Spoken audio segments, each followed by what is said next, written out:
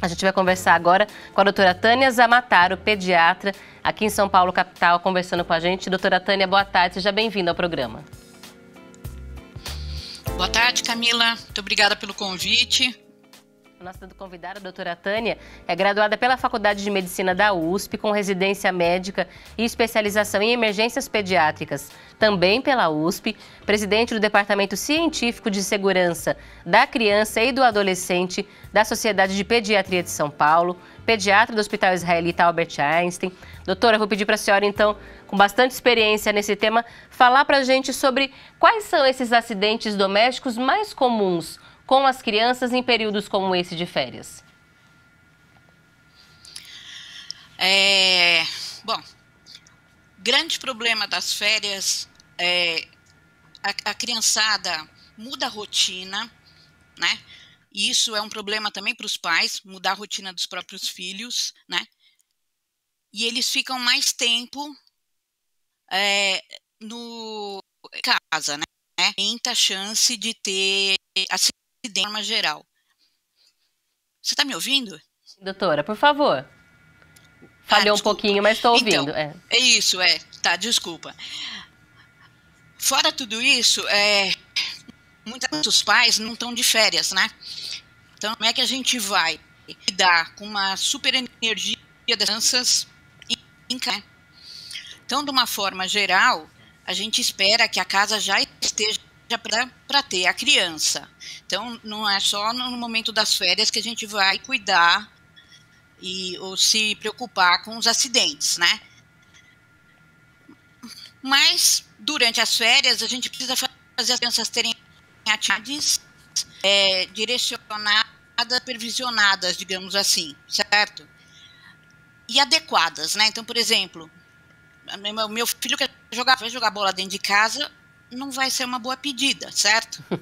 Então, eu preciso ter, exatamente, é de evitar que uma criança que seja super ativa, filho, fica aí brincando, daqui a pouco ele está subindo nos móveis, tal. Então, a gente precisa ter eventos também para gastar essa infindável dessas crianças, certo? É interessante, doutora, porque esse, inclusive, é um ponto que gera muito atrito, porque às vezes os pais falam, mas esse menino não para, não fica quieto, mas essa expectativa é irreal. É uma criança que está trancada dentro de casa e esperar que ela fique lá, com aquela energia acumulada e não invente nada, é uma expectativa irreal nossa. A gente que está pensando aquilo que, né, não adianta querer jogar na criança essa responsabilidade. Agora, doutora, nessa história de procurar o que fazer, muitas crianças vão, por exemplo, para a cozinha. Muito hoje, na moda, a gente vê crianças cozinhando, fazendo ali alguns preparos, ou nem sempre porque querem, mas porque precisam, porque ficam sozinhas o dia todo e precisam fazer as suas refeições. Quais são os cuidados principais que a gente tem que orientar as crianças quando estiverem na cozinha? Bom, eu vou te falar como médica, pediatra, né, e de segurança. Cozinha não é lugar de criança. Essa é o grande... Eu sei que a gente, do jeito que você acabou de falar, às vezes tem situações especiais que ou a criança entra ou não come também, né?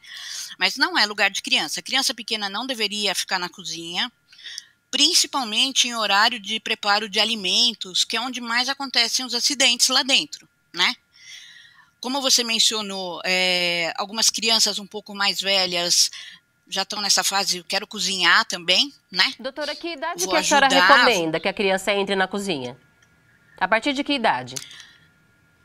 Nunca sozinhos, né? Sim. A partir do momento, eu acho que a partir de uns 7, 8 anos, com supervisão. Tá bom. E, assim, não mexendo no fogo, né? Não mexendo em facas, ainda é sob supervisão, exatamente.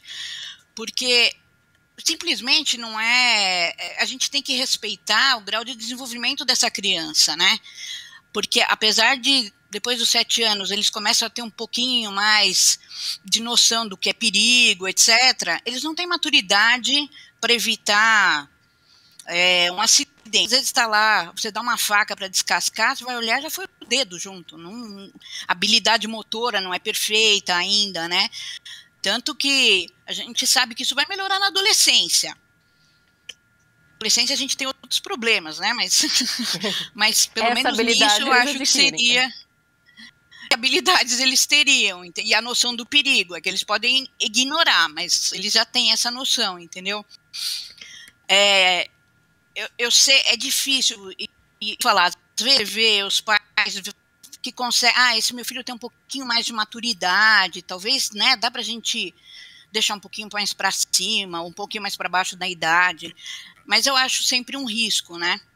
E dá para brincar de outras coisas, né? Até porque a gente quer que eles gastem energia, né? Não é.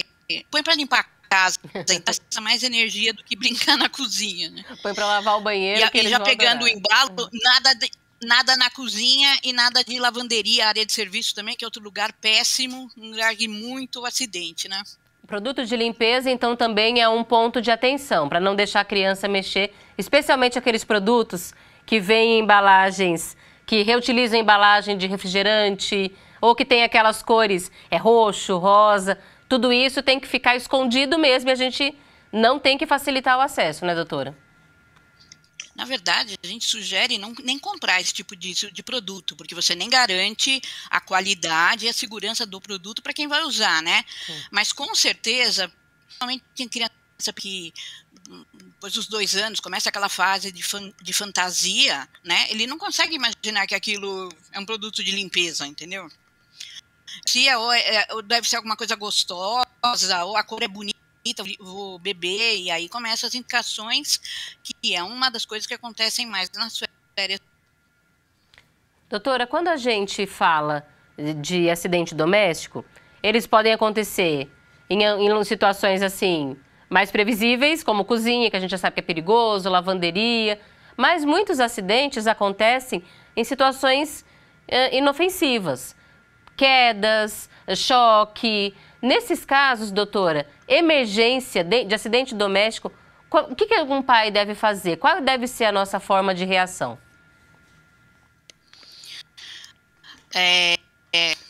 A primeira coisa que a gente sempre fala é que o melhor tratamento de um acidente é a prevenção, é evitar que ele aconteça, certo? Quando você falou em quedas acontecem de uma forma geral intensamente em casa e nas férias muito mais até que é documentado, porque muitos não precisam de assistência médica depois, né? Mas o que os pais têm que saber é, de uma forma geral, a queda, por exemplo, né?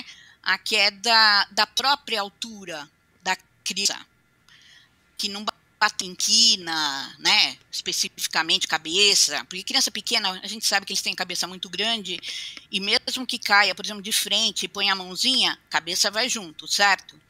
Geralmente, a queda da própria altura, que a criança chora, às vezes vomita porque chorou, mas ela fica bem na sequência, e a gente vai avaliando, é uma queda com menos risco de ter algum problema maior.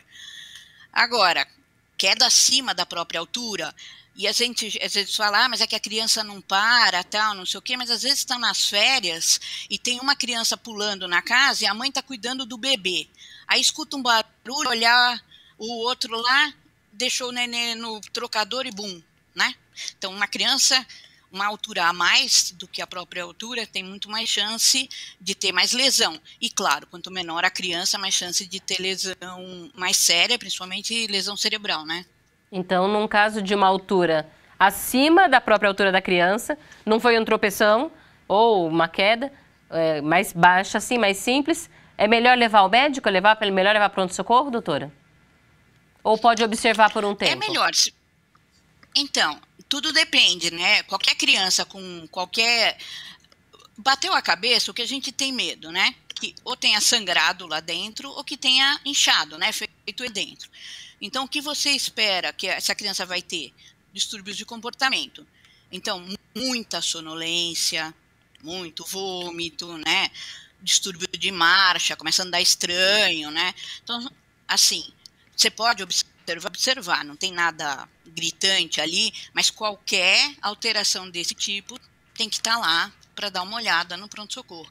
E muitas vezes até não vai ficar as próximas horas para ver se vai acontecer alguma coisa, muitas vezes não precisar submeter a criança criança no exame invasivo, né, com radiação, só observar, porque está observando sob supervisão direta, né, seria suficiente. E claro, né, caiu, um corte profundo, né, sei lá, algum membro, machucou alguma coisa importante, assim, tem serviço médico, né? Tem que encarar o serviço médico e a gente sabe que nesse período realmente o hospital, o pronto-socorro fica um pouco mais lotado mesmo, porque são mais crianças precisando de atendimento médico, então dessa consciência de ir quando necessário, mas também de não ir a toda hora, né? Consulta de controle com pediatra, isso sim é que ajuda a gente a cuidar da saúde da criança, é sempre aquele equilíbrio para não sobrecarregar também os profissionais de saúde que trabalham no pronto-socorro, porque esse período de férias é realmente puxado. Agora, doutora, eu queria que a senhora falasse um pouco sobre afogamento. A gente tem muitas histórias ainda de crianças que se afogam dentro de casa, mas muitos pais falam, mas eu não tenho piscina, minha criança não vai entrar na piscina. Mas um balde, uma bacia que seja, aquela distração, coloca água na bacia e põe a criança para brincar, isso já traz risco de afogamento, doutora? Sim, muito. Afogamento é mais a minha praia mesmo, né? Então eu vou te falar que, infelizmente, eu acho inadmissível hoje em dia a gente perder tanta criança ainda por afogamento. Uma das coisas mais importantes, do que a gente estava falando antes disso, criança precisa de e criança pequena precisa de supervisão direta, não dá para deixar sozinho nem um segundo, certo? Em relação à água, é o que a gente fala, pequenas quantidades de 2, 3 centímetros de água, a criança pode se afogar aí. Então, não tem piscina, mas pode ter uma banheira que não foi esvaziada, né? Deixaram uns minutinhos lá, a criança entra, ou a família que deixa, mesmo que seja pouca água, né? Mas ele está sentado, batendo nem na cintura, e foi um minutinho que eu saí, ele afogar aí, né? Principalmente a criança abaixo de 5 anos, que tem aquilo que eu falei, o segmento superior do corpo maior e mais pesado. Então, eles já não controlam isso direito. Uma maturidade muito baixa e uma capacidade de sair de emergências, assim, zero, né? Não tem vivência para isso.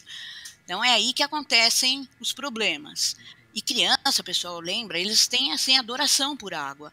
Então, às vezes, você deixar um banheiro aberto, tá lá o menininho que anda enfiando a mão no vaso sanitário, né? Fora toda a sujeira, né, que tem lá, se ele cai de cabeça, ele se... E é isso que a gente vê. Balde, então, infelizmente, um grande problema. Balde você usou, se tem água, tem que ficar fora do alcance, e se você acaba de usar, azia, põe ao contrário, né, para que não acumule água e não chegue nem perto. São orientações simples, mas que fazem muita diferença. Porque essa informação, por exemplo, muitas famílias desconhecem. Um balde com um pouquinho de água já pode ser o suficiente para uma criança pequena se afogar. Ela tenta lá colocar a mãozinha no fundo, pegar um pouquinho de água, cai de cabeça, não consegue respirar, alguns minutos. Isso, num período de férias, às vezes vai para a casa de alguém da família, para a casa da avó, tem sempre ali um balde por perto, alguma coisa de limpeza, e aí a gente pode evitar esse tipo de acidente. É um período que vale a pena redobrar a vigilância, porque elas estão em casa procurando o que fazer, muita energia acumulada, e a gente pode evitar sim, com algumas medidas de segurança. E a gente agradece a nossa convidada, doutora, seja sempre bem-vinda ao programa. Muito obrigada pelos esclarecimentos que a senhora nos trouxe hoje. Obrigada a vocês, adorei o programa, tá? Gostei já até do bloco anterior que eu vi também.